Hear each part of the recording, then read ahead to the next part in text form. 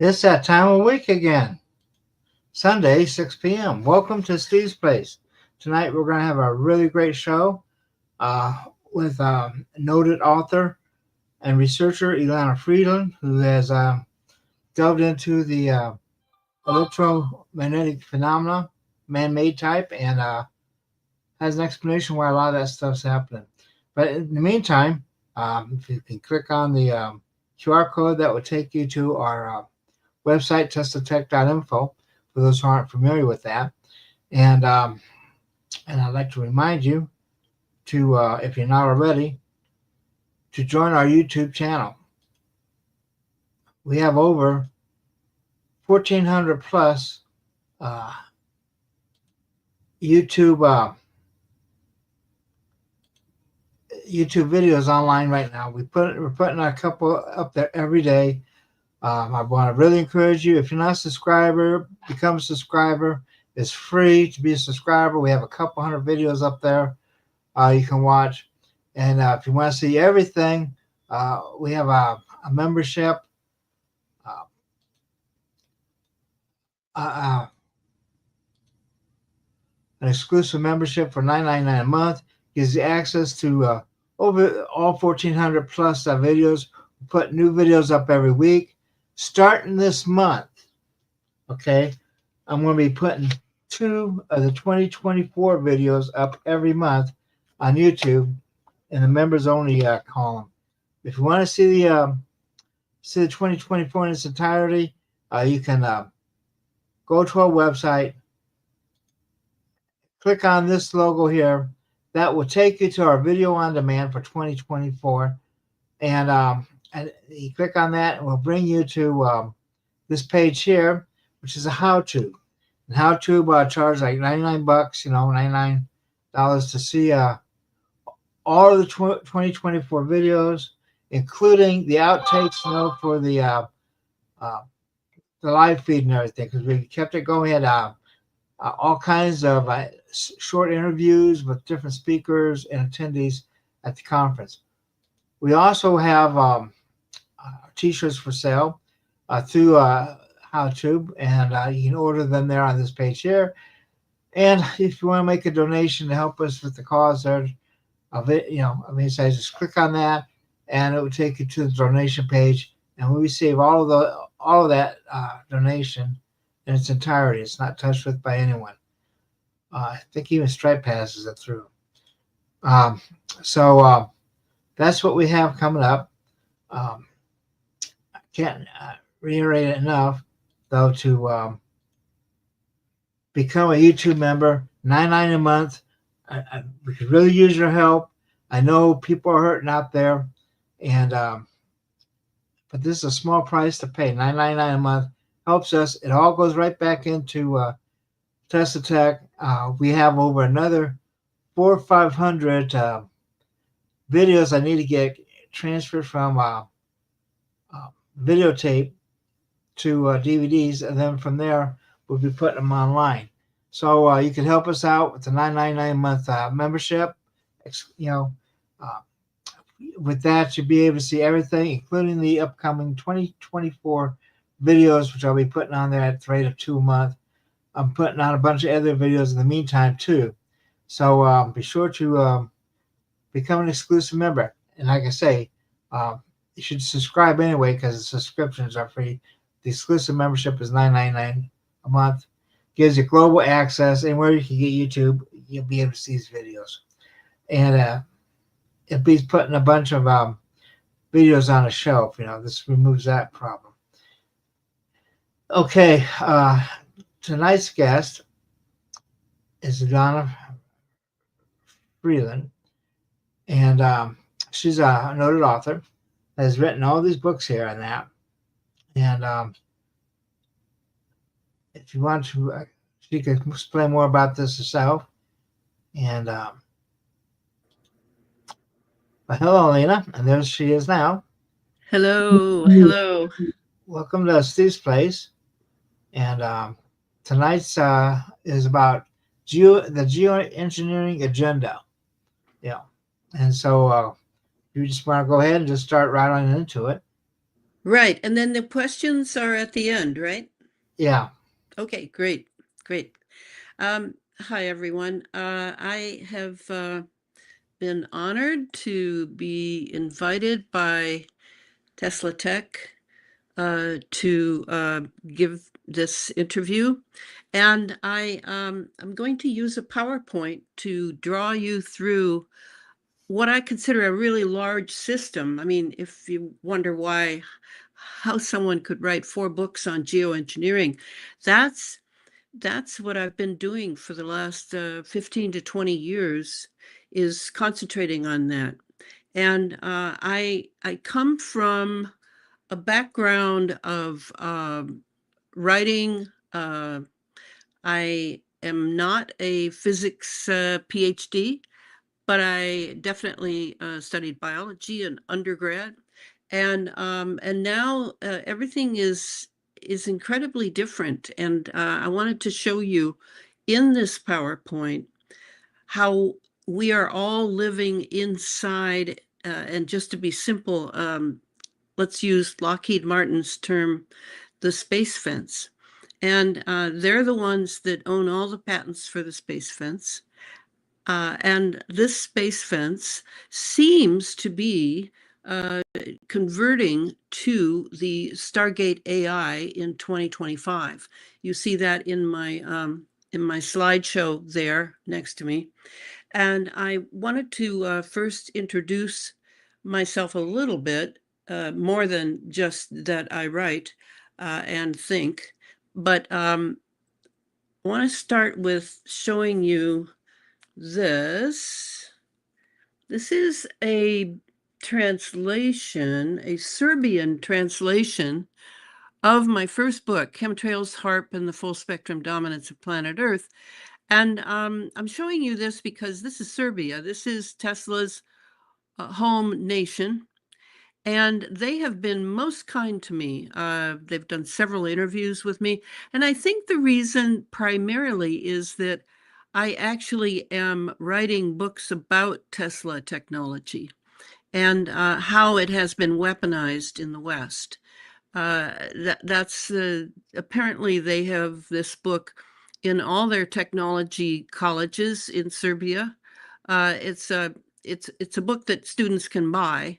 It's not a textbook or anything like that, but it is definitely recommended by these technology colleges, and I find that I'm very honored by that.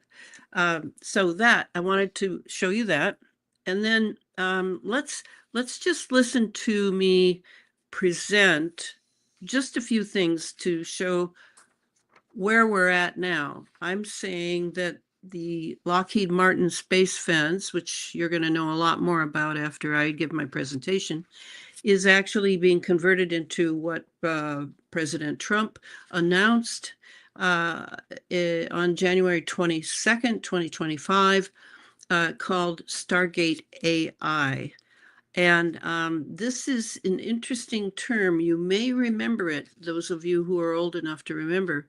In 1977, there was another project called Stargate, and that was more a mind control and remote viewing program. Apparently, it didn't fly, is what we're told, but of course, I don't necessarily believe that. And in fact, let me tell you why. Because we are all subject now to a change in what can be said to the public. In my last book, Geoengineered Transhumanism, in the appendix at the back, the second appendix, I talk about MISO. Maybe you've heard of it. MISO is the renaming of the psychological operations of the U.S. Army Special Operations Command. It stands for Military Information Support and Operations. Basically, it gives the military the right to lie to the public, which before it did not have, and that was due to the Smith-Mundt Modernization Act of 2012. Actually, it was called the Smith-Mundt Act. of 1948 first, and then President Obama changed it to the Smith-Mundt Modernization Act of 2012. Between these two moves, the renaming of the PSYOPs of U.S. Army and this the Mundt Act being basically gutted, they now have the right to propaganda, they call it, but let's call it what it really is. It's lying to the public, and that's what people like me who are have a master's degree in reading, in doing research on the internet, and finding out what's true and what isn't true. We have to face that. We have to confront that possibility that things are lies, or are they truth? And that's what I've trained myself to do. So given that, I have spent the last 15 years studying physics and certainly geoengineering, and reading everything I can get my hands on, which isn't much, along those lines. So right now, it's really interesting time to have this interview, because what's going on is geoengineering is undergoing a facelift right now. It's being normalized to a degree, and then we remember the propaganda aspect. Do you remember at all in 1994 when in the state of Michigan, they had House Bill number 4304 that read like this: a person shall not intentionally inject, release, or disperse a chemical or apparatus into the atmosphere for the purpose of affecting weather or the intensity of sunlight. And that happened. That was 1994. 7 years later, we had the September 11th, 9/11, the extraordinary sight of the towers going down in New York City.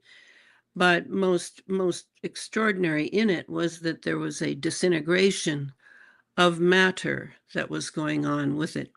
And I always plug the book of Dr. Judy Wood, Where Did the Towers Go? If you don't have a copy, you really need one, because it's one of my most valuable books. In fact, I've had mine rebound because the binding was really quite bad in the one that I bought from her. So because of that situation, 3 weeks later, Representative Dennis Kucinich, in Ohio Democrat, put forward H.R. 2977, another bill, in his state of Ohio, and it read, to preserve the cooperative, peaceful uses of space for the benefit of all humankind by permanently prohibiting the basing of weapons in space by the United States, and to require the president to take action to adopt and implement a world treaty banning space-based weapons. So that was the bill that Dennis Kucinich put forward. It was shuttled from committee to committee and finally died in committee. At the same time, his life went into shambles because he had actually tried to pass this bill, which had directly, in fact, there's a whole section in that bill devoted to chemtrails. At that time, as now, that word was laughable. It was a tinfoil hat word. It was the same kind of word as conspiracy theory, which the CIA had floated back when John F. Kennedy was assassinated in Dallas. It's that level of a word. But chemtrails is actually the word on the front of the U.S. Air Force Academy chemistry manual of the 90s. And so it's really a government word. but it's been very useful in making something that is not laughable at all, namely the chemicals being released in these trails coming out of jets. So that's kind of what I've had to confront and face, not just the lies, but the name calling and the derision for those who take it seriously, just as happened with the Kennedy assassination, when people questioned the role of Oswald. So what happened to Dennis's bill is it was gone. His career was gone. His personal life was affected. And now here we are, many years later, 24 to be exact, and we have over 30 states, or around 30 states, who are now petitioning their legislatures for protection from chemtrails. And they see it as mainly the chemtrails as a device of weather modification. And that's very interesting because there's much more going on with these chemtrails than weather modification, but that is an important one, no doubt about it. So what will happen there? Well, if they can, they're going to, this will, of course, kick into gear all sorts of economic process by which companies are come into being to ionize the sky, to do for states what they can to do weather control, weather engineering, weather modification, whatever you want to call it. And in that way, it seems that what's happening is they're sectioning off the weather modification and the weather engineering from geoengineering, because the real effect, the real objective of many people is to stop the geoengineering. Because they know a little bit about the geoengineering. And I think that's the purpose of my books, is that by the time you read, well, the first two are very much about separate occurrences that happen, such as Fukushima, such as the hurricanes, the tornadoes, all of the weather manipulation for disaster capitalism, as it's been called, ways to make money off of disaster. So with these things in mind, we can go into studying what I have come up with. And believe me, I'm not here to argue with anyone. And I think that as long as we keep science in mind, not scientism, but science, that, you know, our curiosity and our will to learn from each other is really the way we should go now, because so many of the experts that we've trusted, as we've learned the last 4 years, are really not trustworthy. So, and given the Smith-Mundt Act and MISO, we have to learn to think ourselves and work together for the truth and for hopefully influencing this this warlike tendency of the military to constantly develop weapons by weaponizing what is natural, even like nanoparticles. Nanoparticles have been are just part of the universe, but now they have been weaponized, and so that sort of thing. So let's take a look at all this. First, we're going to we have to deal with air pharmacology, and that's Big Pharma. So let me be clear from the outset that Big Pharma is involved not just in the chemicals in the sky and you know, in the industry of petroleum and that sort of thing, but they are also the same industry that controls what goes into inoculations and the the type of medications that you need a doctor's signature for. So, this is what we're facing, is this consolidation of large corporate concerns who have control over our skies and over the medicinals that are slated to go into our bodies. So let's pay attention. All right, I'm ready to go forward. Now this slide is, let me see if it'll play. I don't think so. No. So we've had some trouble getting my slides that are actually acting bits and music and talking and that sort of thing. And I will have to talk you through it, but I'm glad that I'll stop at it and then I'll tell you what it is. That slide that we can't play was just to show you how we have passed beyond the heliocentric universe and now have a much more reasonable model of our position in space, planet Earth's position in space, of how we are going 70,000 kilometers per hour, speeding along in a toroidal fashion as the sun, as we're chasing the sun, all of our 7 or 9 planets, depending on how you perceive Pluto, and we're going around it, and it's that toroid. The toroid, it plays a huge role in Tesla technology.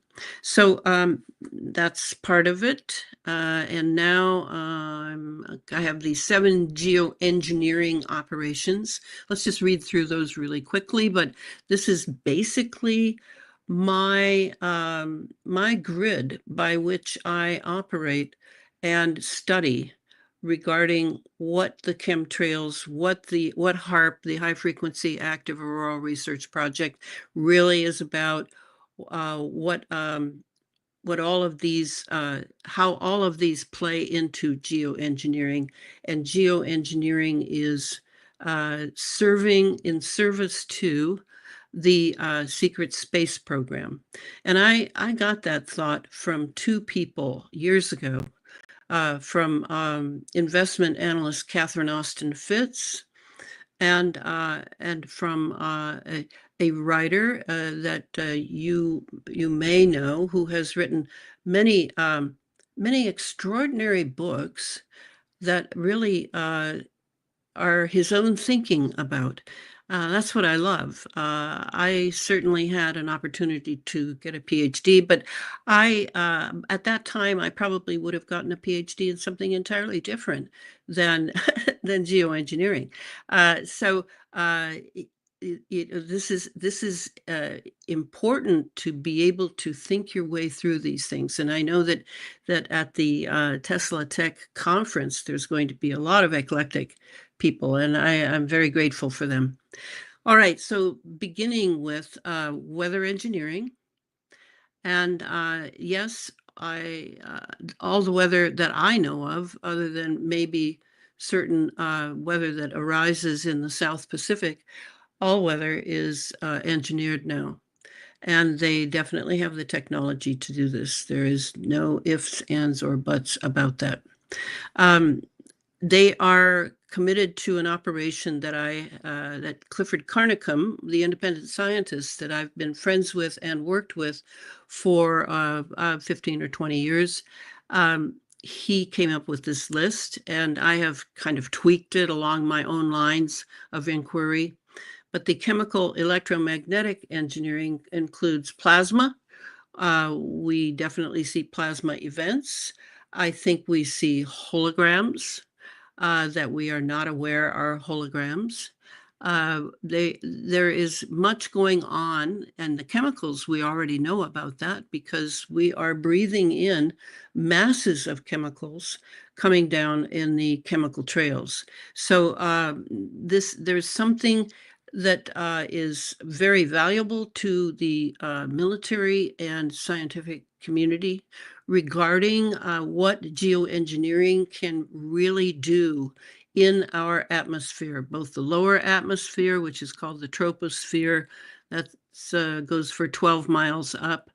And then for the stratosphere, which is the upper atmosphere, which goes even further. So then the third operation is planetary geophysical engineering. Now, I consider the geoengineered forest fires that we've been taught to believe are wildfires. I consider them to be part of this. It's all, a lot of it has to do with great real estate deals, driving people out of their homes, destroying their homes. It has to do with mineral acquisition, making money, folks. That's what a lot of it's about, but also just shaping the earth in the way that the people who control the geoengineering want for the elite masters that they have.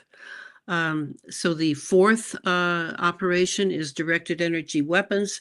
This used to be sort of a straight shot, understandable term, which had to do with the electromagnetic weapons and pulsing weapons, weapons that pulse electromagnetics at us.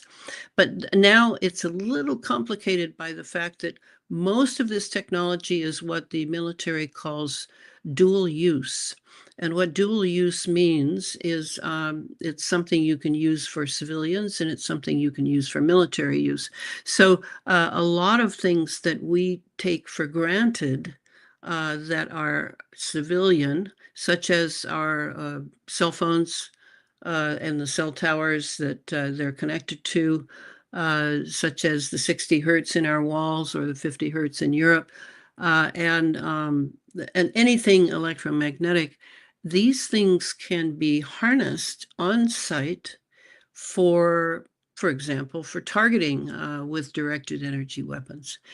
So directed energy weapons is a little different than it used to be. Then the fifth operation is surveillance and neural manipulation. By neural manipulation, I basically mean mind control. Yes, from satellite or triangulation from satellite or triangulation on the Earth. They often use the word surveillance, which we all know is extraordinary in that they can read a postage stamp from hundreds of miles up. But surveillance, I think, is actually a term that they use, which is a little easier to swallow for Americans, but it's actually about mind control. Then the sixth operation, I've really tangled this one up because they all seem to go together at least in my mind. Nanotechnology, digital synbio, synthetic biology, and transhumanism. Okay, these are all big terms. The nanotechnology has been around since the 70s. I would start it there. I mean, in a way, it's been around before then, but not on the scale that it is now. And it's been obviously kept quite secret in that most Americans don't really know what it is. It's in things as varied as in women's cosmetics to cake batter in a package. It's a filler technology. It can nanoparticles are, and then the nanotechnology can be is usually electromagnetic, has to do with radiation, either ionized or non-ionized, and it's in everything. I mean, I'm in a group now where I'm witnessing people with great microscopes examining human blood, live human blood that was in a body just recently, and finding all sorts of nanotechnology in there. And might as well include the next part of this, the synthetic biology, finding a lot of synthetic biology elements on a very tiny scale, a nanoscale, 1/1000th of a meter, in the blood as well. So we're breathing it in from the chemical trails above us that fall earthward and are filling our atmosphere with, for example, nanosensors. I mean, there are billions and billions and billions of nanosensors picking up data for machine learning AI. There are all sorts of tiny, tiny things in the air that we breathe in and go into our lungs and then go into our blood and can go easily past the blood-brain barrier. We have to realize that the tiny world is sort of an invasion force that it can be at least used as an invasion force. I mean, we knew about pollution back in the 60s, 70s, 80s, etc. And we thought of pollution as, yes, as harming our health and our physical bodies. But we didn't really think that it was on purpose and intentional. But what I'm bringing in now is an intentionality in at least some of these synthetic biology elements, the nanotechnology elements, and all of this to me spells a transhumanist trend that is going on. And that transhuman trend is, we hear a lot of chatter and a lot of talk about it, but it isn't something that we've been taught can translate into physical conditions changing, namely the human being actually being so impacted by these technologies that the human being is no longer Homo sapiens, but is as some might call it post-human or a hybrid human, however you want to look at that. So these are these two elements, the nanotechnology and the synthetic biology, are really crucial. And I'm writing a book right now to follow behind my fourth book on geoengineering called The Geoengineered Transhuman. I'm writing this one particularly on synthetic biology, which will have to do with both what's being jabbed into our arms, what is going on by the degeneration of the health of our youth, and the forcing, therefore, the enforcement into what is being called precision medicine, which is actually a digital type of medicine, replacing molecular biology with digital biology, that they can release drugs into your body from a distance now with the 5G and 6G systems completely online and operant. Yes, there is 6G. It went up at about the same time the 5G did. And these very, very, very, very short short waves are very useful for this tiny world invasion that I'm positing. So those three are the ones that I'm writing this next book about, in the light, yes, of geoengineering, always the geoengineering, because you've got that outside you're being sandwiched in an epigenetic way. It's using the environment now in an epigenetic way. And then you have you breathe it in.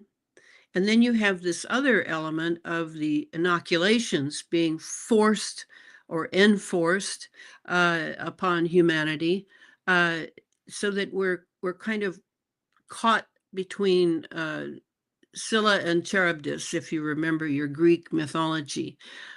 So then finally, let me just jump to the seventh one.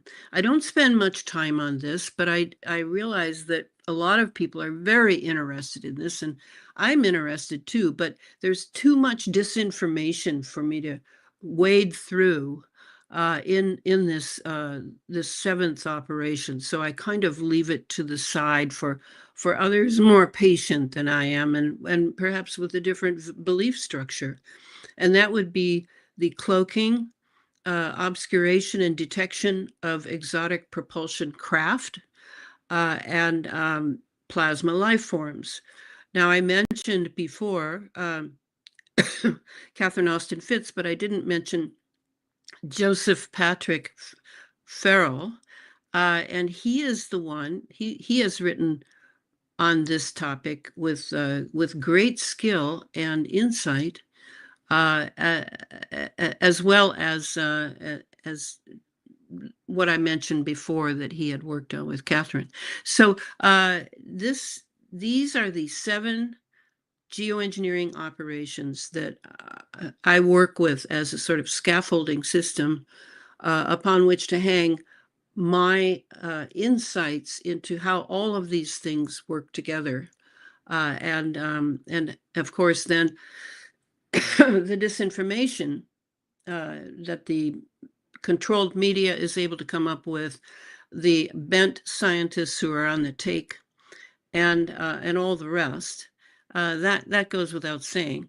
So here we have to really test our thinking and our discernment, because a lot of these things are misrepresented to the public, because the last thing they want, they don't care now, it looks like, that you understand there's weather engineering going on. They don't care that you understand that a lot of the weather modification involved in that is controlled. But what they don't want you to look at are these 6 other operations. Do you understand? This is highly classified, this program. And so, as I searched the internet, because there aren't that many books to read where I can get the insight I need, and there certainly are not big library lists that I can read. I have taken my time. I've spent almost 20 years on this in order to put my good brain to a worthy objective of perhaps saving Homo sapiens from the synthetic biology and the nanotechnology, and exposing to the public how we are all being used, and our planet, for this particular weaponized enterprise. It is anything but what the New York Times will tell you it is. Okay, on we go. Okay, this is just a kind of silly list, but it gives you an idea. We have abandoned the left side of this slide as a science that we believe in anymore. At least, yeah, it's still probably being taught in high schools and middle schools and even colleges, undergrad. But it has to, it has been dealt a death blow, not in any sort of any way that is actually, it's died its own death. It hasn't been dealt a death blow.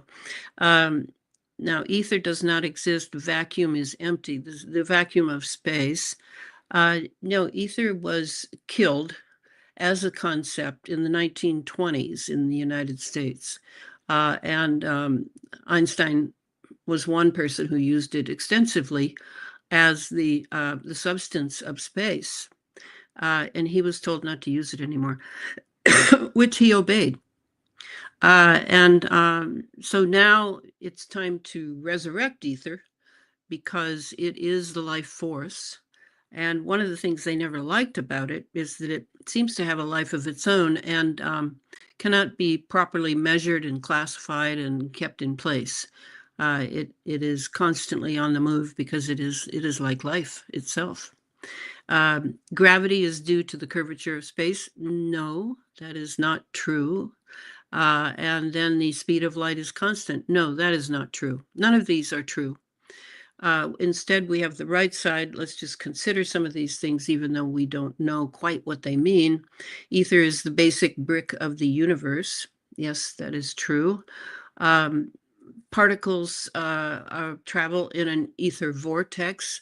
Yeah, I wish you could have seen that toroidal movement of our planet through space, but that's the same sort of thing. The vortex, the toroid. These are things that are in motion and not repetitive. They're constantly in new territory.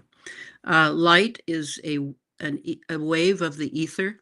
Yes, that is right. Not electric light, not electromagnetic light, but daylight, the sunlight, the natural light.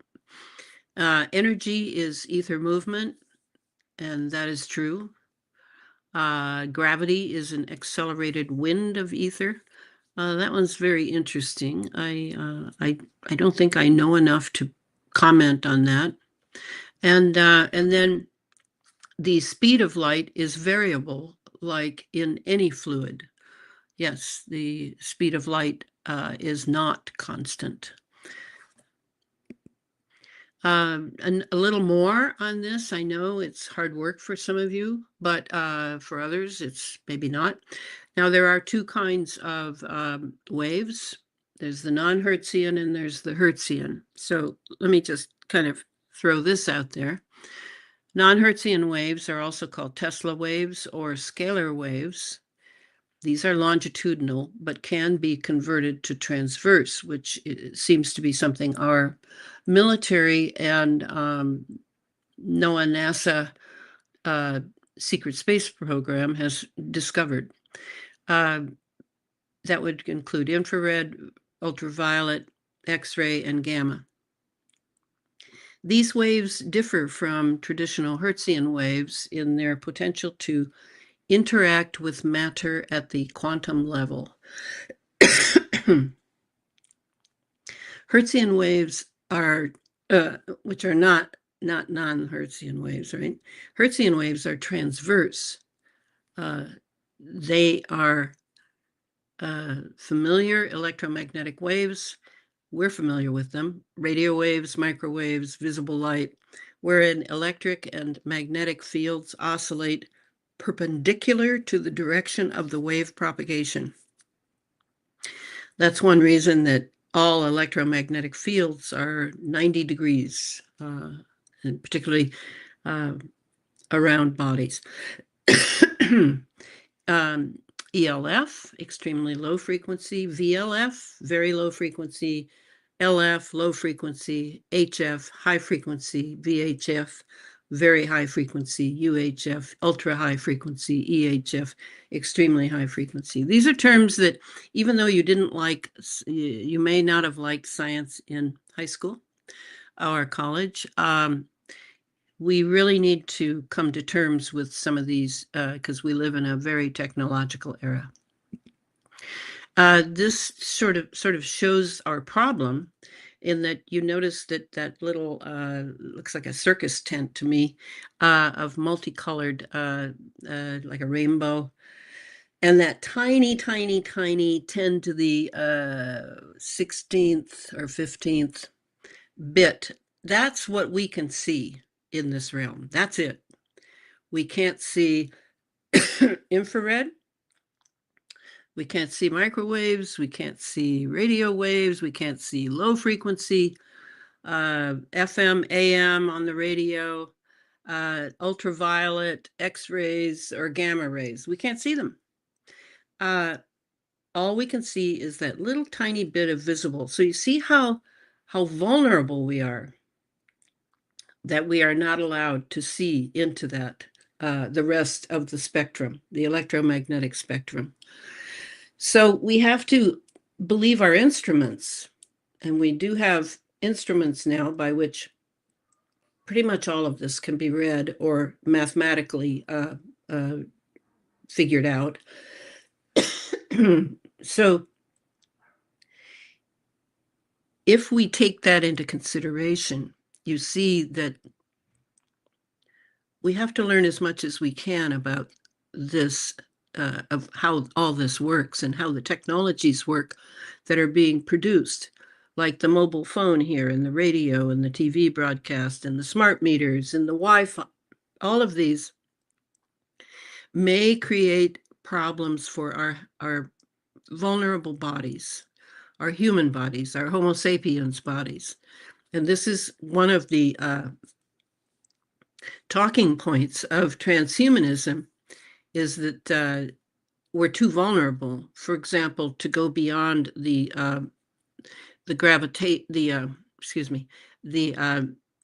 radiation belts, the Van Allen radiation belts off planet, in order to get into space, to explore space at our leisure. This is one of the reasons, I think, that the transhuman option is so popular among very educated, very bright people who seek to explore beyond the confines of the Earth, or the prison planet, as they sometimes call it. So that's something that, maybe move it to the front burner instead of the back burner. Here is another part of the language that we can learn of how all this works, is to understand, hertz is 1 cycle per second. Used to be that it was called CPS, when you were telling what the energy of something was, you would use cycles per second. You wouldn't use the name hertz. But now pretty much everyone uses hertz. So we have kilohertz, megahertz, gigahertz. Gigahertz we're familiar with if we're familiar with some of the quandaries that 5G presents us with. And then we have terahertz, which is 6G, which we're going to have to learn about very shortly. And this is a picture in a patent from 2016. If indeed it is true, and I'm not going to be able to show the wonderful little short video clip I have to show how this works, but there is a ring being made around the planet pretty much straight above the equator.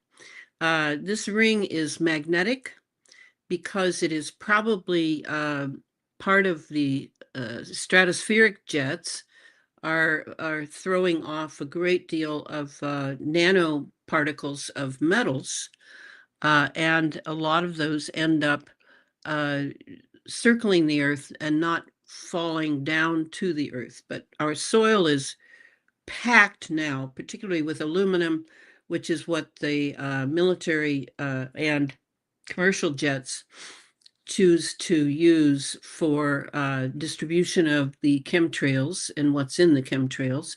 They've got a lot of magnetic and heavy metals from our periodic table, and a lot of them are making a ring. And this ring has a certain frequency, and they say it's for communications, but I believe this is the space fence at the top, and they can utilize that space fence with, as you see, some little teeny weeny satellites there.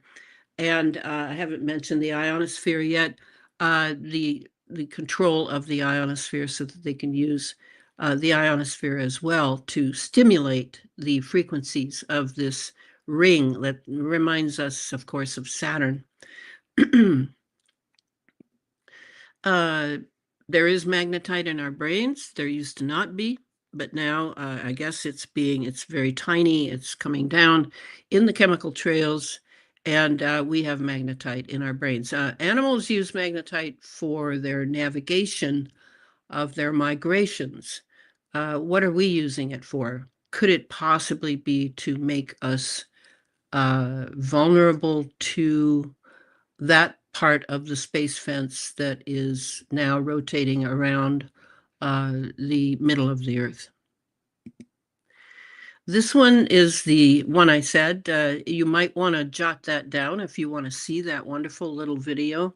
NASA space probes have detected a human-made barrier surrounding Earth, from Science Alert 2017. And that shows that there is this quite well made already, but growing every day as more and more metals are drawn to circle.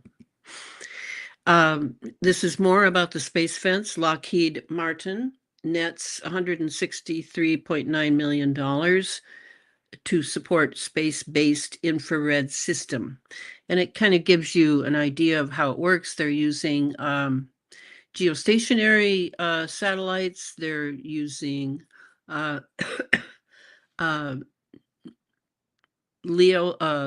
Earth orbit. They're using all kinds of things up there and to ground stations below. So again, we're sandwiched between these two systems, one in the upper atmosphere, the other on land, in this space fence lockdown that we are in.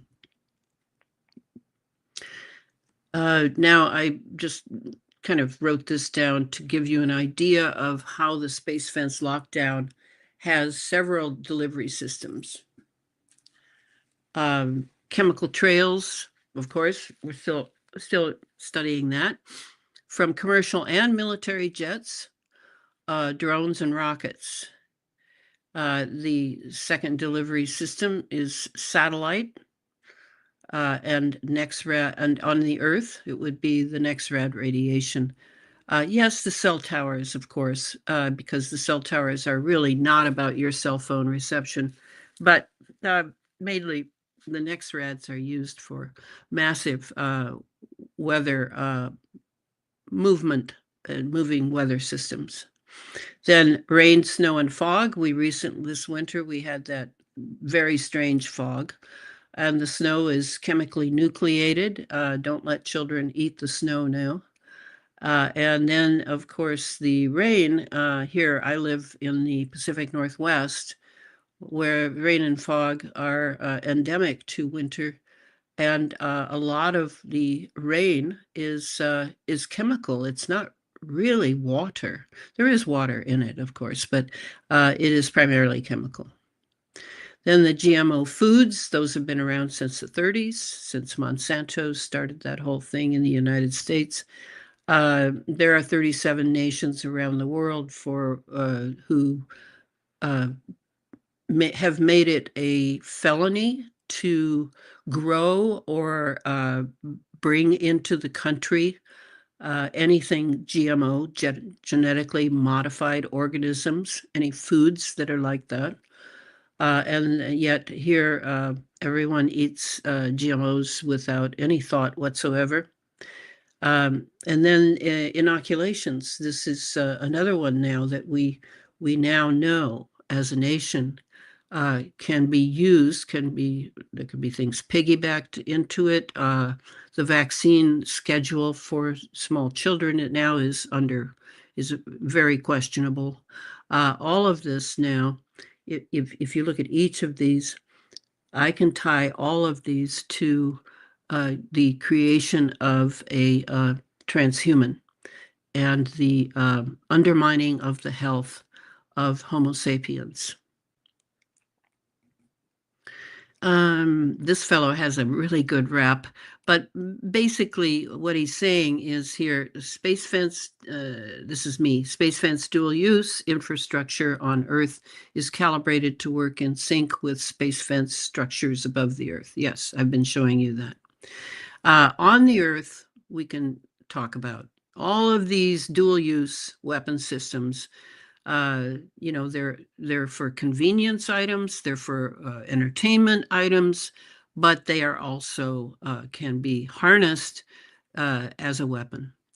5G, 6G telecom industry, radar installations, ionospheric heaters, power lines, NexRads, microwave cell towers / masts, fiber optic cable, phased array antennas, fracking wells, smart meters, particle accelerators, green tech, all the wind farms, the solar panels, etc. All of these are all energy systems to one degree or another. They can all be harnessed for a weapon system. Just to make sure you don't forget radiation, because you hardly ever hear about it in any of the press or the news shows. Of course not. Any radiation over 0.52 sieverts is toxic, okay? At 37,000 feet, if you're flying, say, I flew to Boston this winter. Radiation is about 1.62 sieverts. That's 3 times the amount of the toxic minimal. Since March 2020, as many as 440,000 5G satellites are now up and running, including Elon Musk's CubeSats, serving the Internet of Space Things, the ultimate cyber-physical system for true global connectivity based on a, quote, novel network architecture where software-defined networking and network function virtualization serve as key enabling technologies.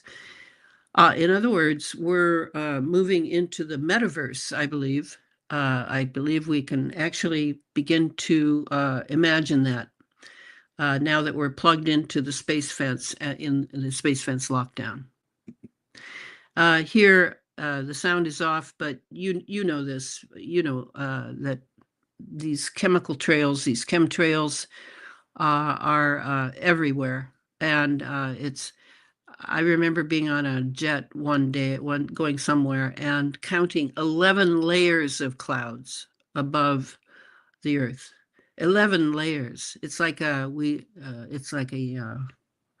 cloud farm. And these clouds are not clouds as in yesteryear. These are plasma clouds. They're being created with electromagnetics and particles. So note also the several jets that are coming out of the jet, the tubes for distribution of the chemicals. I count one at the very least, 1, 2, 3, 4, 5, 6 at the very least, in the wings and out of the engine compartment and around the engine. Yes, it is not simply just from the jet fuel. Here's what clouds now look like. These are very different from clouds of my youth. You see the frayed edges of it. These are chemical. What is in the chemicals? Well, we would need to get up there and get a sample. But we can get a lot down here on the Earth if we have the proper receptacles and are watchful. This is also a video that I can't play, but it's very simple. The idea that there will be no chemtrails, that we can get rid of the chemtrails and therefore get rid of the chemical distribution going on. I have high doubts of this because this is a patent which uses ultrasound in order to, as the chemtrails are coming out of the jet, they dissipate it already so that there won't be any trail, but the chemicals are still there. Here's the famous HAARP, the High Frequency Active Auroral Research Project up in Gakona, Alaska. It was called Project, but now it's a program.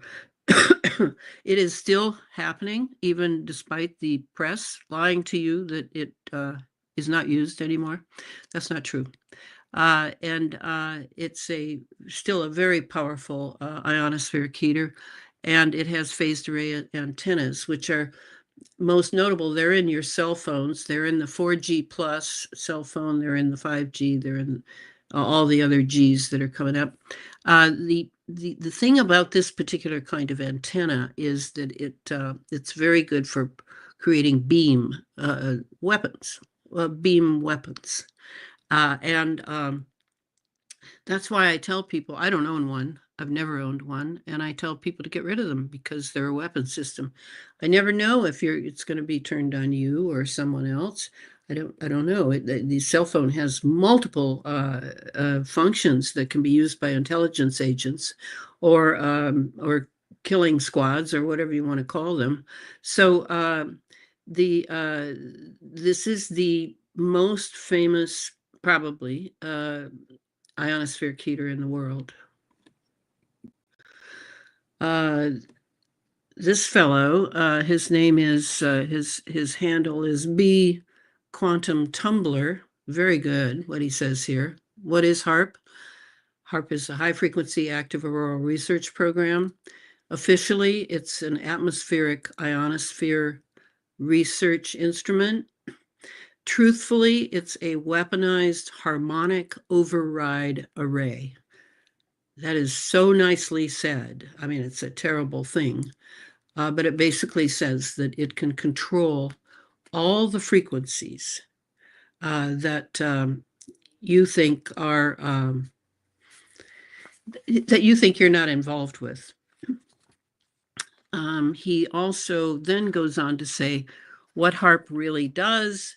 It disrupts the ionosphere. The ionosphere isn't just atmospheric, it's a planetary frequency membrane. It conducts Earth's brain waves, like the Schumann resonance.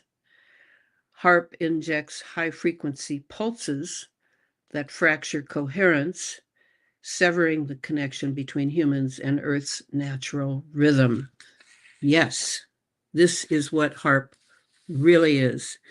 And along those lines, I want you to remember that artificial ELF propagation in 4 Hertz multiples is what HAARP has been infusing into our lower atmosphere to create cyclotronic resonance that impacts our endocrine system and the biologically important ions of sodium, calcium, potassium, and lithium.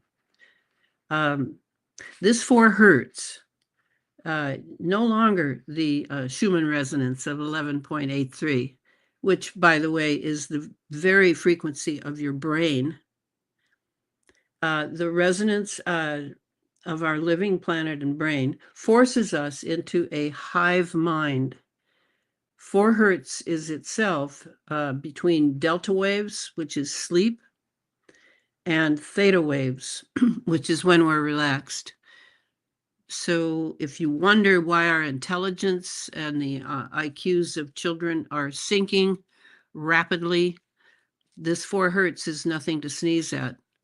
This is affecting our entire endocrine system, and that's HAARP.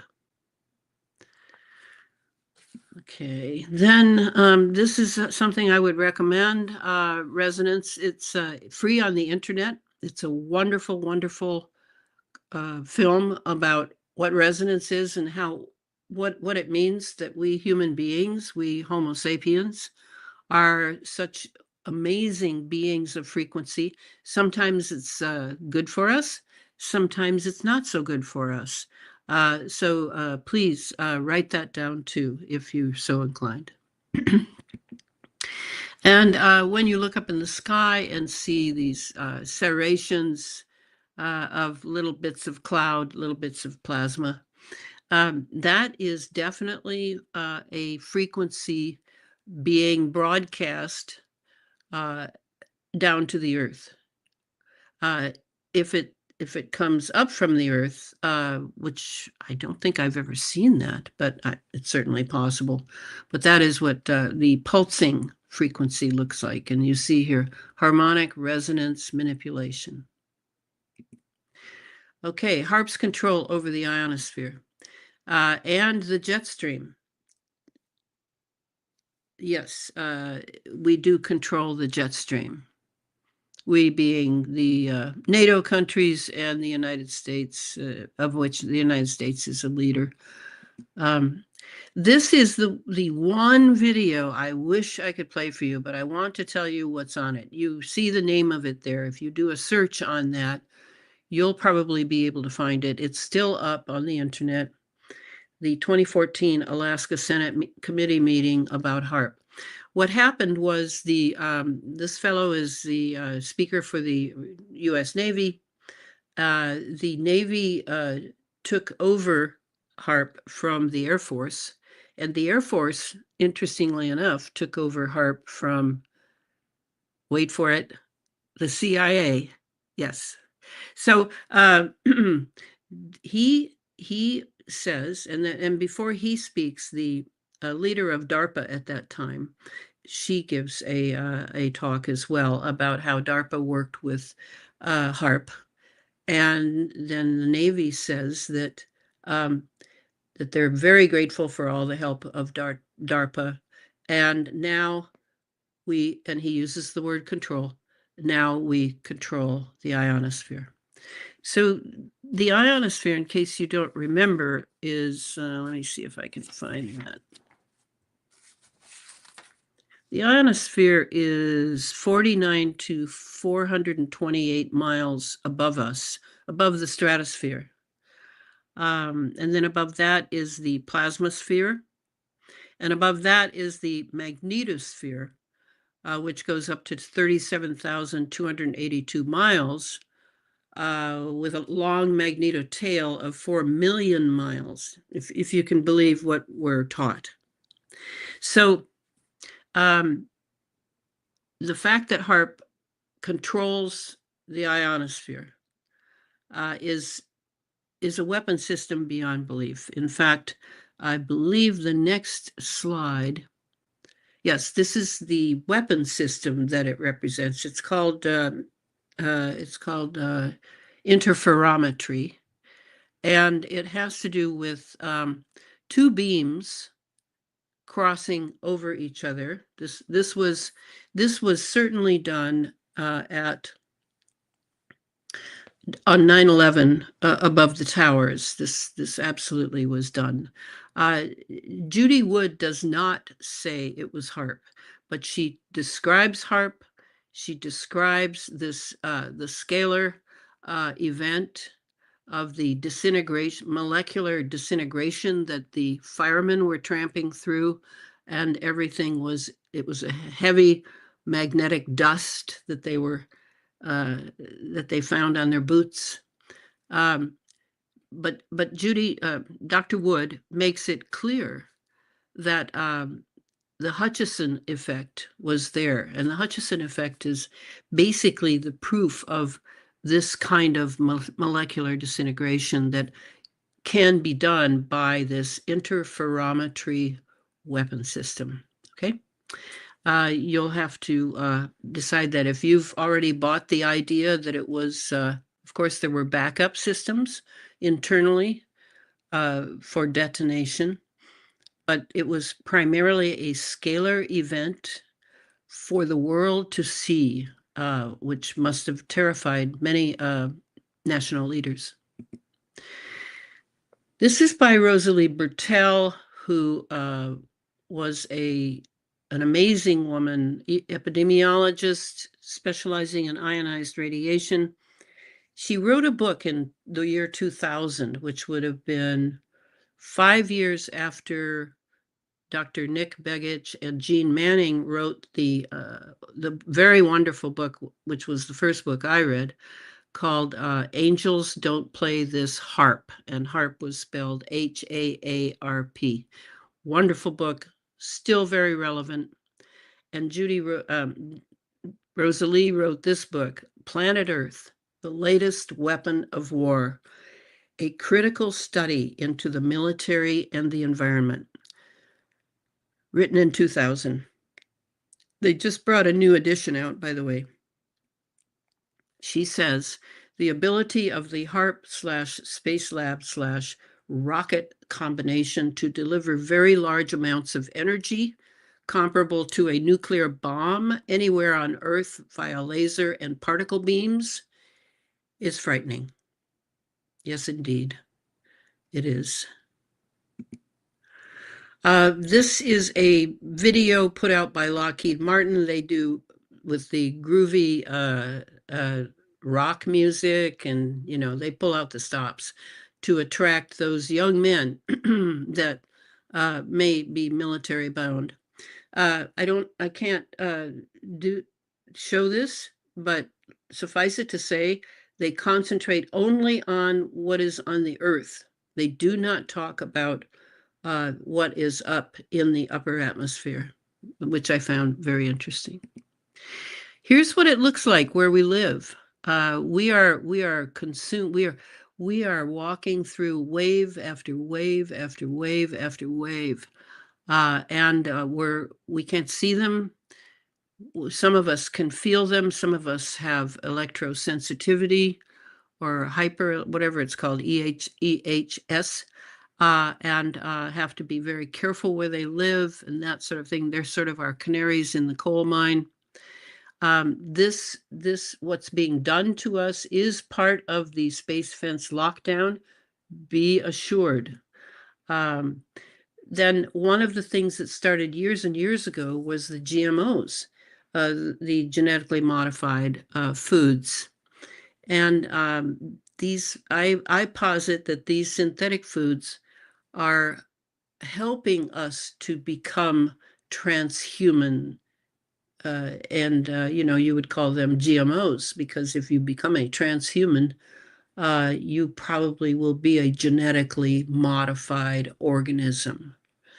The long-term epigenetic assault on the Earth and its peoples began with Big Pharma's control over the food supply in GMO smart fields. Sterile Terminator seed has been used for several generations to grow genetically modified foods.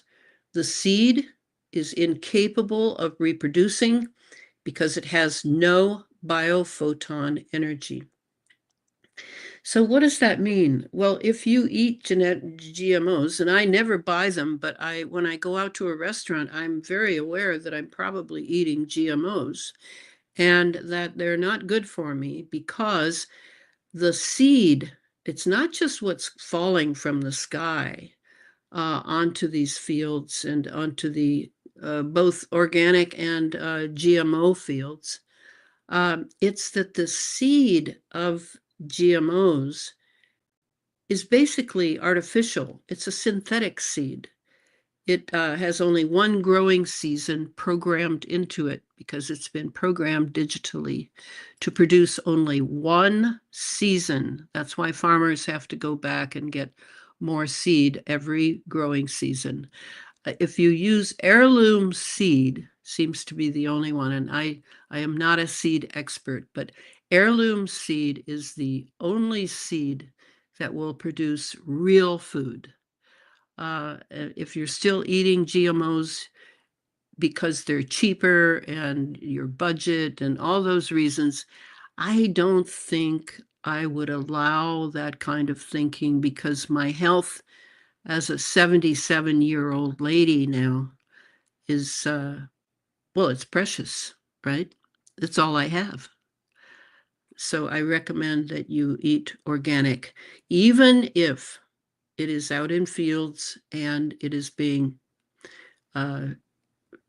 covered with whatever is coming down in the chemtrails. Yes.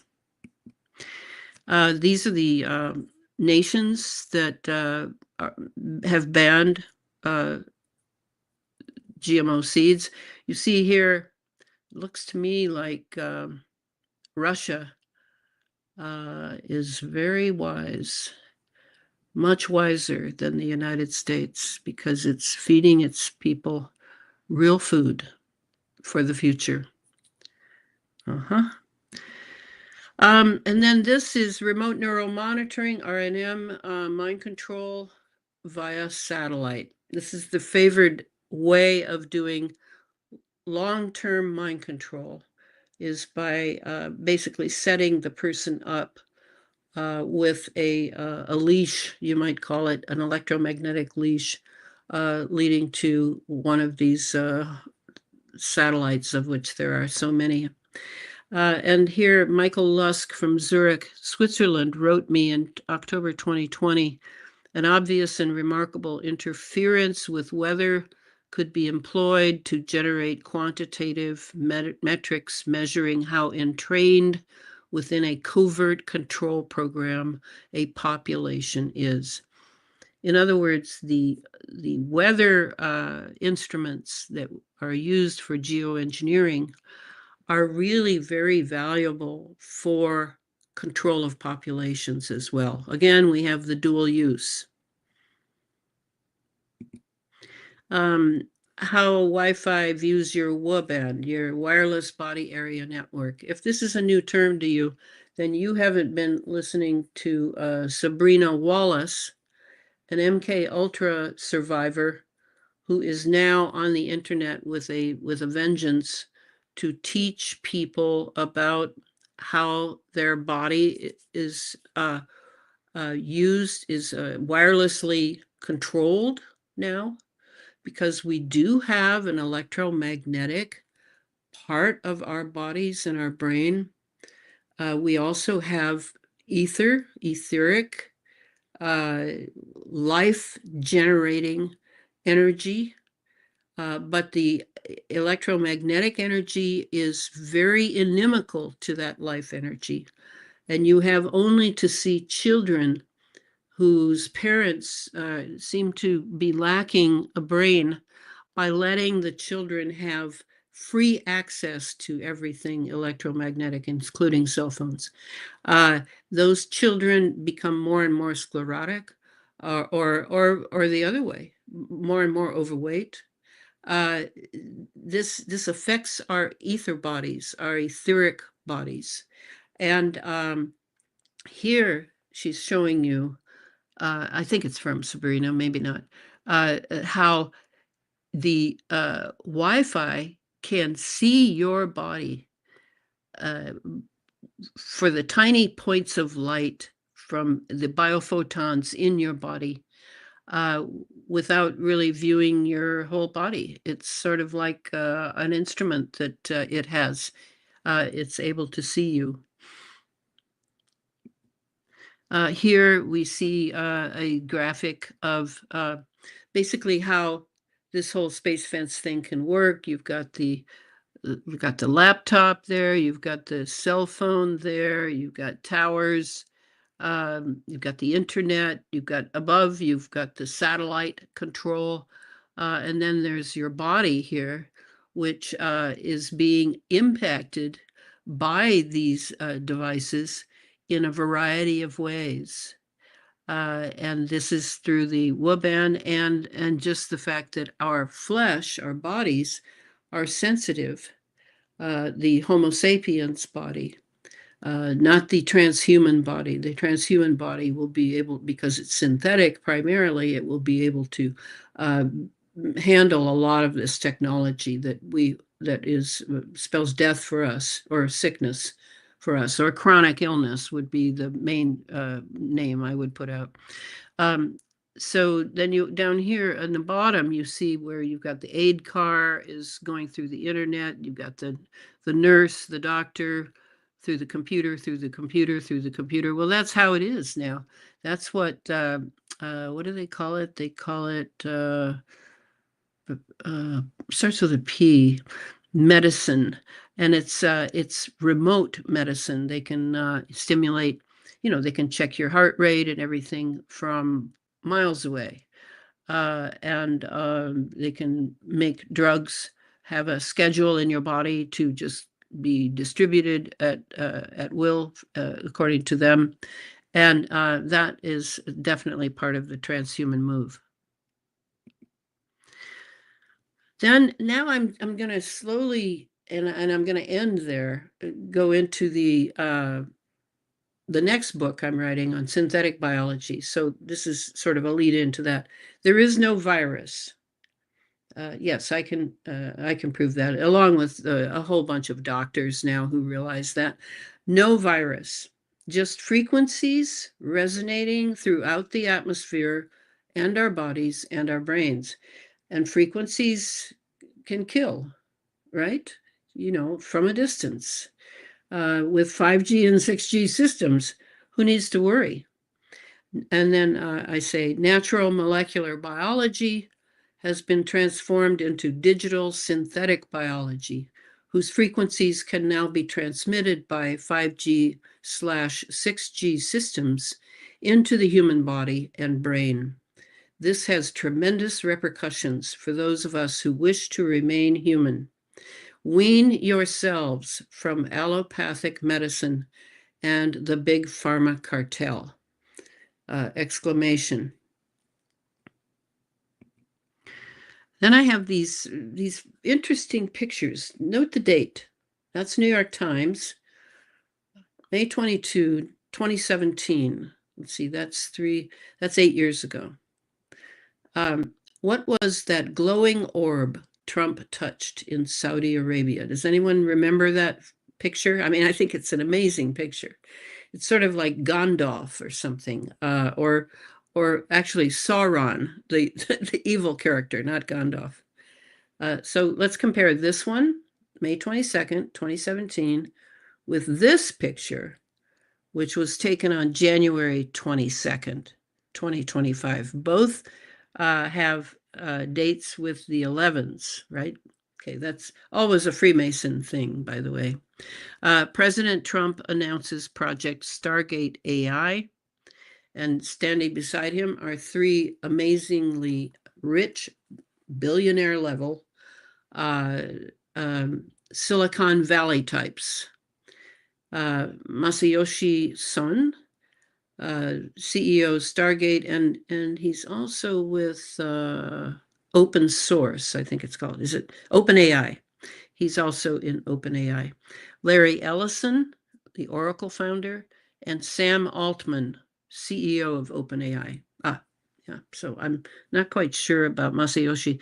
He's got some other involvement with the corporation. But to me, this picture with the guy riding on the horse in the painting behind President Trump sort of, for me, in this particular photo, which, they set these up to be a certain way.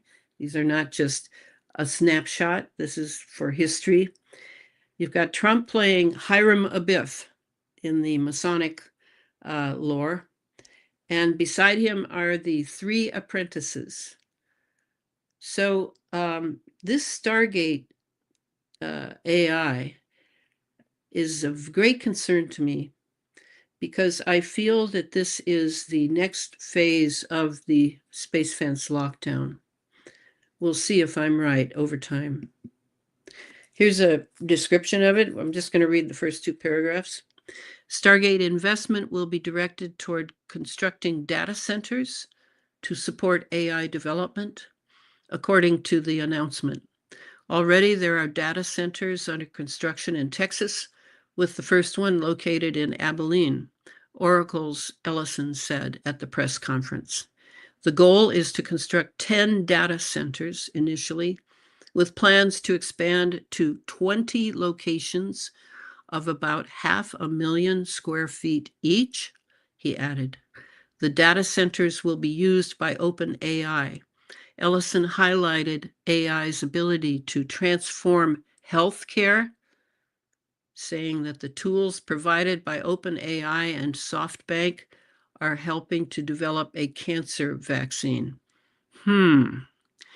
You can do early cancer detection with a blood test, and using AI to look at the blood test, you can find the cancer that is seriously threatening the person, Ellison said.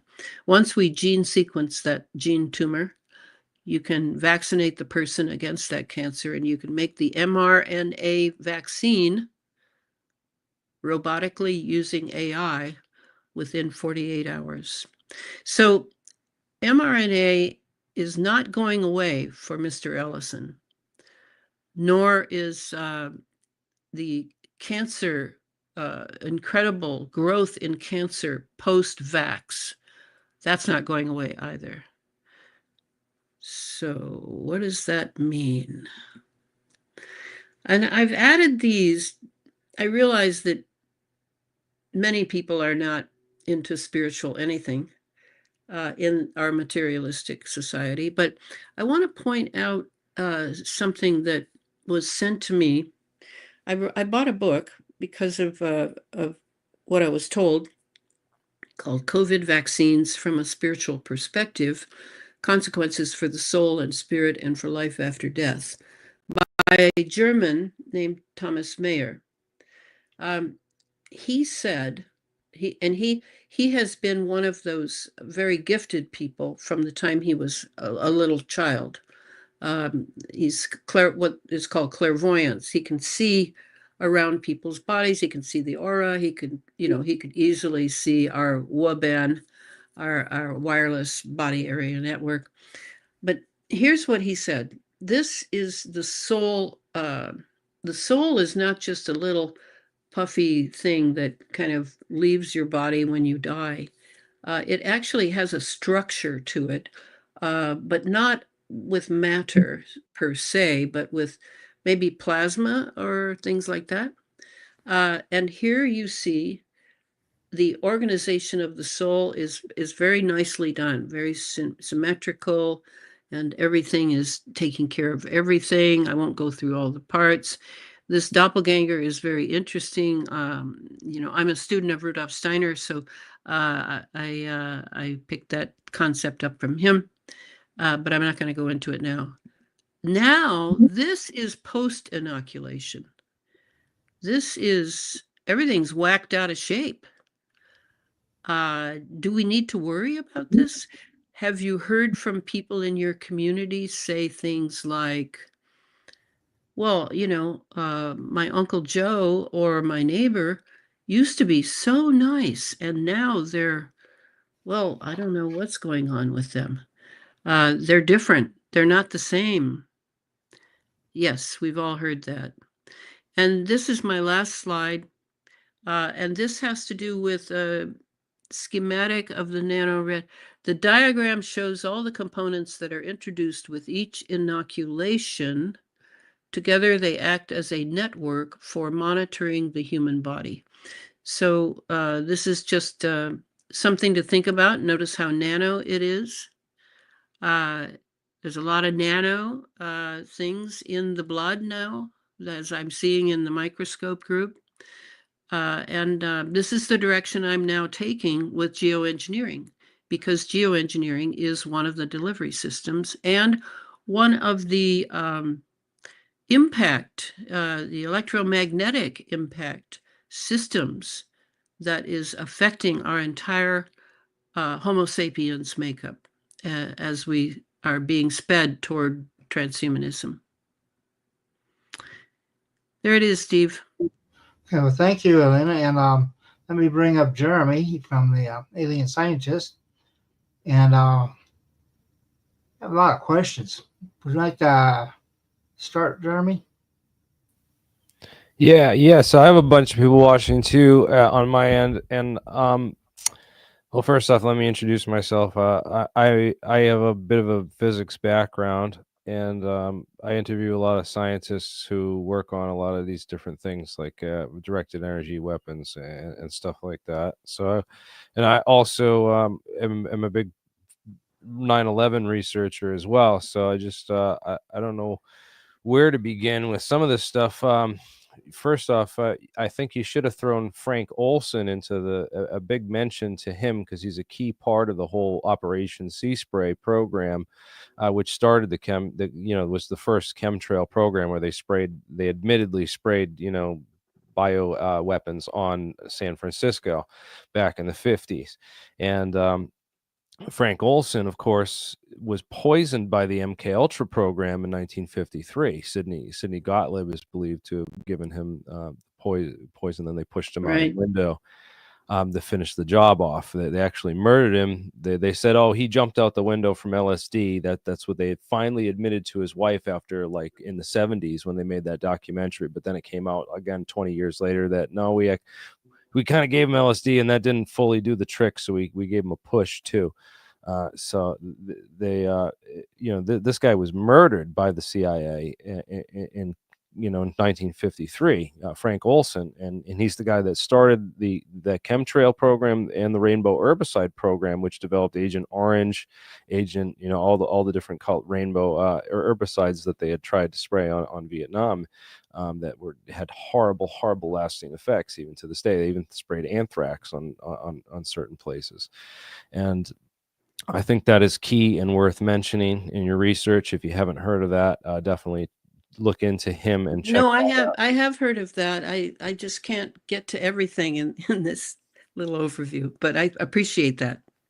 Yeah, it's a key part of the whole story. I mean, he's like the Forrest Gump of the 1950s in the CIA, like covert projects, and he was involved in multiple things, and also got murdered for what he knew. So it's a shame, because he went to an agricultural college where you learn how to grow plants.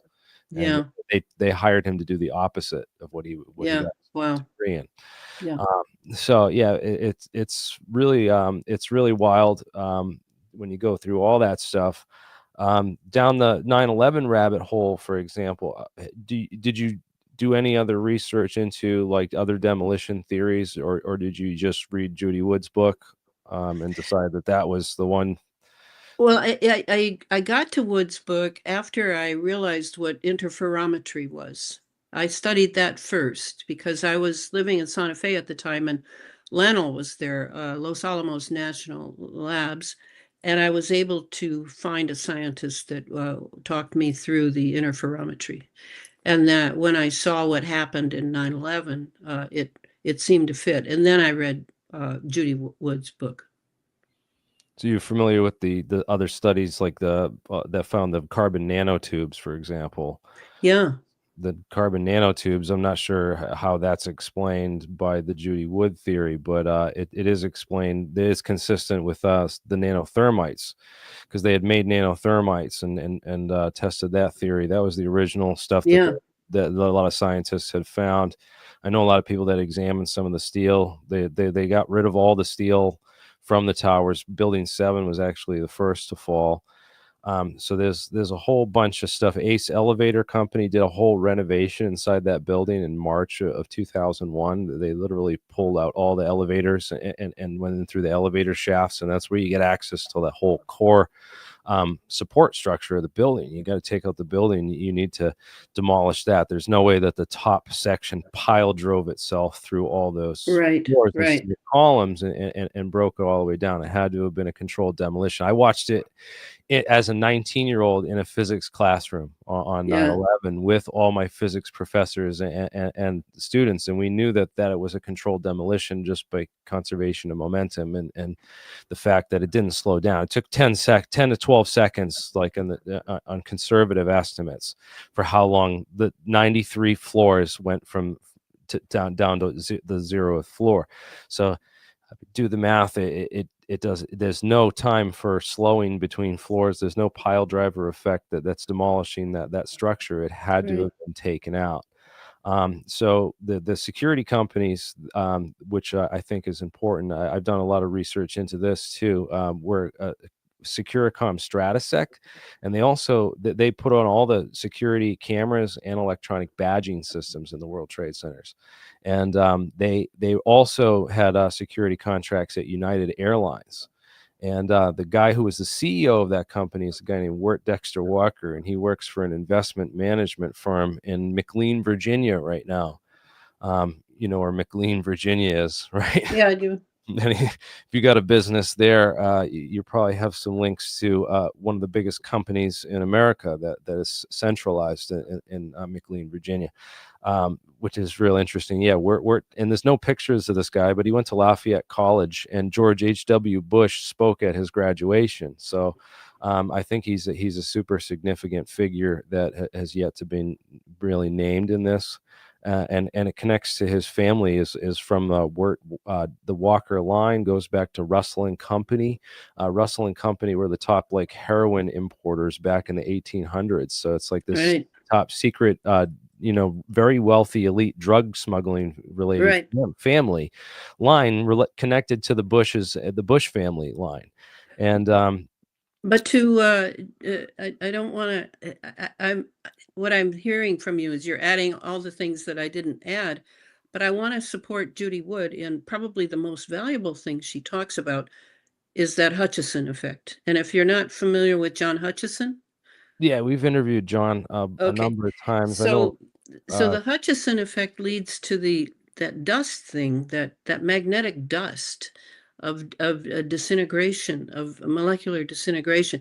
I think that's the key to me from the whole thing, is that there may have been what you're saying as far as But its energy levels and demolition. stuff, it seems kind of, weird. So this whole theory is that Hurricane Erin somehow they took energy from Hurricane Erin and then used that in conjunction with weather weapons and electromagnetic weapons to vaporize the towers, or with interferometry and No, I don't think what is that's the what is direction I go in. what is the whole overview of this theory, just so I'm clear on it? It just seems, I mean, we Well, I have. think yeah, I mean, to me, the interferometry is just simply how they use separate ionospheric heaters to interfere with each other at the zone that they have over the target. And they can use that for creating a hurricane, creating a tornado, creating a lot of the weather disasters that have happened. That's the key. I only used 9/11 as a, it's always what I immediately think of when I think of interferometry. But I mainly study interferometry as for the weather engineering that goes on. But you understand that I'm skeptical of that whole Yeah, I theory. understand. It seems like a diversion that's used to um, kind of derail a lot of investigators from not looking into those deeper connections that, again, the Bush family is deeply involved with 9/11. That you have Bush and kept out, Bush Jr. was kept out of the loop, but the father Bush was meeting with the Bin Laden family on No, Carlisle. no, I'm familiar with all that, but I didn't know Uh, that this was going to be you lecturing me. I thought you had a question, and I answered one, and I guess there's no one else that is asking questions. Is this it? We're Whether just that going to sort of question, have a conversation for the rest of the time, or? well, this is I just hosted you for an hour and 15 minutes to give all your stuff on my channel. All right. yeah, And Oh, so I do want to, just give you a little pushback on I things don't that mind pushback, I, but you're here's lecturing the me question. and on a Here's lot of the things question that, for again, this whole theory, we've interviewed Hutchison. I guess he prefers to be called Carla now or something, and I've known a lot of people in the group who've gone down that rabbit hole. We've been down that rabbit hole for about 10 years now, trying to really get experimental replication on some of that science. But yeah, like the replicable science on there's never been a study into the dust in the World Trade Center, yeah, and yeah, I know, yeah. and And on, is it Ellis Island where all the stuff was taken? Is that the name of the island off of Staten Island that no, where? that's one. Ellis Island is they brought it to the scrapyard, the waste dump island. It's Yeah, I can't remember the name of it. well, well, right now we have some questions coming in, and um here's one. My question yes. for Elena, please tell more about the synthetic biologics. Do you mean like robotic parasites? Also, I want to know more about the human manufactured plasma life forms. Yeah, I just mentioned that, didn't I? I didn't get to it. That would go back to Wilhelm Reich and uh, uh, I can't remember his name. The cosmic pulse of life. He has photos in there that he took with infrared film out in the desert of these very weird balloony looking things that seem to be made of plasma, but they didn't get a sample or anything.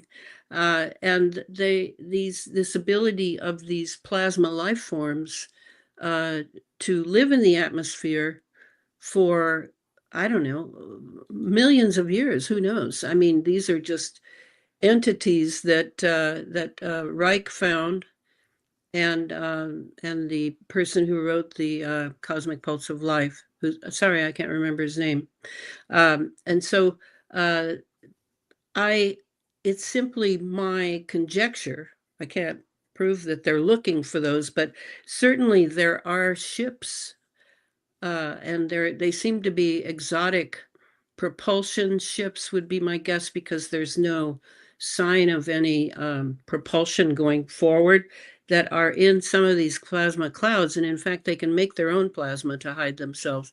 And are these entities, are these, I don't really know, but I tend to think of them like the aurora, or the X-37b, or it's one of ours, and they are actually hiding in these plasma cloud forms that are being made and constructed in these plasma farms. That's what I call them. I live in one, so I'm very familiar with how these clouds are not the clouds of my youth. They're much heavier. They've got more substance in them, and I think that that's as far as the robotic parasites. I just I assume yes, it could be parasites. Synthetic parasites is what I would call them. But when I say synthetic biology, I'm talking about the fact that they're moving from molecular biology, which has to do with real substance, to digital biology, which simply has to do with a certain frequency or signature that can be transmitted electromagnetically, and they're creating new life forms. I have one patent for an I can't remember what they call it, but obviously it's something that's alive, but not alive in the sense of being one of the biological species on the planet. So it's that direction that I'm taking now. My undergrad was biology, but this is biology of a whole other thing. This is not. I have to go soon. My channel's a physics channel. I think you should talk to more physicists, interview more PhD physicists, and get to know this community better, because we're not all in a. But the biology has to do with physics. That's the thing, Yeah, is it's much all these easier. disciplines are The now going together. inoculations is the number one way that they can't do it through EM weapons. Getting right in your blood with that mRNA is the way that they hack your DNA. None of that other stuff. But I gotta go. Okay. This is Jeremy. He was runs the Alien Scientist channel, and they were simulcasting with us tonight. And so they're a great audience. I'd like to thank y'all. I'd like to let y'all know too that I do have a YouTube channel. I'd like y'all to check it out. I have a lot of this type of material on the channel itself. So check us out, and maybe even become a subscriber and become a member. I'm putting new stuff up there all the time. And we have another question here. What is your take on the proposed gold dome based on Israel's Iron Dome? Well, I don't have any take on that. Okay. So I think it's impractical. And because we're such a big country and everything. So is there any more? Here you are. Thank you, Elena, for being such a good sport. Well, I have to stand up for myself, because I'm in this male subject. I don't know. How did I end up here? I have to find a way to just present my truth, and then with respect, I don't expect people to buy it right off the bat. Not at all. It's something that you need to study and think about, because it's an extraordinary technology that, like he was saying, it's actually combining physics with biology, with electromagnetics, with genetics, there are so many disciplines in this. Well, I believe that too, and I don't agree with everything anybody says. Right. I don't agree with a lot that you say. Okay, and I don't agree with the orthodox science. And what you have to kind of listen to everything and kind of make your own decisions and that. Yeah. But this whole proposal of the gold dome, I think what we're seeing happening is, if you've been to look at the Ukraine, they're coming out with these new weapons, laser-based weapons that go against the drones and everything. That, I think, is where missile defense is probably going to end up. But then again, you're right back into everything we learned from like the HAARP and all these other technologies. There's good in all of them, and there's a lot of bad in all of them. And if anyone has any problem believing that the government has no problems putting stuff in the atmosphere. There's documented cases where they caused a little mini epidemic on the West Coast just to see how germs were spread in World War II, right after World War II, when they sprayed San Francisco. So a lot of stuff is possible, and I have had direct contact with a lot of these people involved in this, and let's see. There are so many instances of the United States using its citizens for experiments. we could have a whole bunch of those things, like the San Francisco thing. I mean, it just goes. This is not unusual that they're using us. This is not unusual. And I think I did have one question tonight earlier from a friend. He wants to know if you're ever going to come out to Sedona. I've been to Sedona. I've given a talk in Sedona a few years ago, 3 years ago. Come back. I mean, it's beautiful in Sedona. It's a wonderful place. I don't know. No. Yeah. But anyway, I'd like to thank you for being on the show tonight. Here's all your books again. And well, thanks for your hard work and trying to get me to show my slides. You and I worked really hard today. And if you get a chance to come to the conference, you can meet Elena in person, and she'll have her books there. And the books she don't have there, I will have there, for you to pick up. And she might even sign them for you if you be nice to her, Yeah, you have to be nice. and I'd like to encourage everyone to come out to the conference. It's August 6th to the 10th in Albuquerque. If you go to our website, let me do some things here. If you come down to our website, you can just click on this. Let's see. Did you get it? There you go. You click on that QR code there. That will take you to my website, teslatech.info. Check us out. Check out the YouTube channel. We have 10 years of global science conferences from in the 80s and 90s. And that was where a lot of stuff originated from. And I'm sure a lot of the source material might even come from some of the people who spoke at those conferences. So check them out. They're on our YouTube channel. Like I say, I have 1,400 videos. And I'd like you all to become members. If not, at least become a subscriber. So, yeah, this thing's got the squirrely on me now. So anyway, I guess I'll call it a night there, and thank you for being on here. And I look forward to seeing you at the conference in person. Yeah. In August, In August, yeah. And, I used to live in Santa Fe for 5 years. I went to grad school at St. John's College.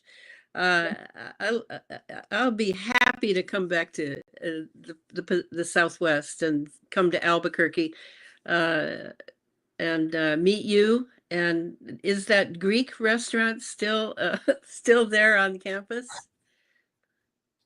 I do. I live in Vegas. So. Oh, you live in Las Vegas? And the conference is in Albuquerque. That's right. The conference is in Albuquerque. Yeah. And I'm hoping to move out in the middle of nowhere. And I'm hoping to move in the middle of nowhere. That way I don't have to be exposed to all this stuff. So you really like the desert. If you want to live in the middle of nowhere, you really like the desert, huh? The desert and the mountains. You know what the Bible says, in times of trouble, head for the mountains. And all the big action in the biblical times always occurred in the desert. Always in the desert, yeah. You're right. Well, this stuff happens. So anyway, thank you again. And oh yeah. I will see you next week. And with that, I'm going to call it a night. Thank you so much. Next week? Wait a minute.